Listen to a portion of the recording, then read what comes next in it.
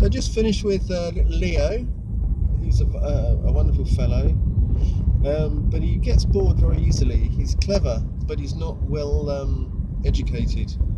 So we're working on his maths in preparation for entrance exams to a public school. So with him, I joke around a fair amount. So a recent thing I've been doing is asking them if they know any good jokes, and that always changes the mood, and I scatter the jokes through.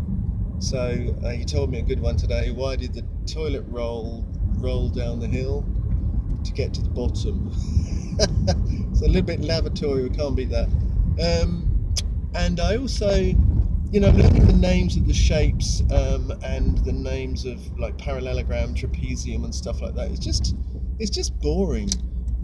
But it's a requirement. So what we do is intersperse it with a bunch of other boring stuff and do snap quizzes, which sort of lighten the load. So I'll say, give me the names of the polygons from 3 sides up, so triangle, rectangle, square, whatever. And then, what's this shape? Trapezium, rhombus.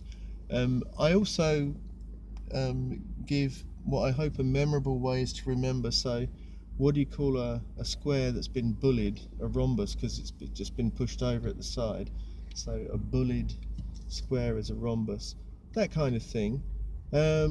We did some sums. He's still struggling with long multiplication because he doesn't line up the numbers clearly, and it fails at the adding step. So we've drawn them ridiculously big because kids his age like to overly exaggerate. So we've got 4-inch high letters on the whiteboard.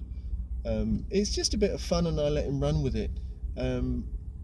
So that gives him some relief. I think the big thing with young children, actually with any teaching, is don't push it to, actually with anything, don't push it so hard that it snaps, because if it snaps, you've lost everything. And I don't just mean the job, I mean you've lost rapport with a client, you've lost their interest in you and in learning from you. So if you have to back off a bit and waste some time, if you want to call it that, then do so. It's not wasting time, you're not stealing your client's money, you're keeping things healthy. Took me a while to work that one out. And you can feel good about it. You're not cheating anyone, you are being resourceful, creative, and a fun person to be with and to learn from. Also, Leo was munching on his biscuits today, which he made at school, fishing in a Tupperware. We joked about the cat, the murderous cat, because it just killed a vole, and I've got some character voices that I do, which he seems to like.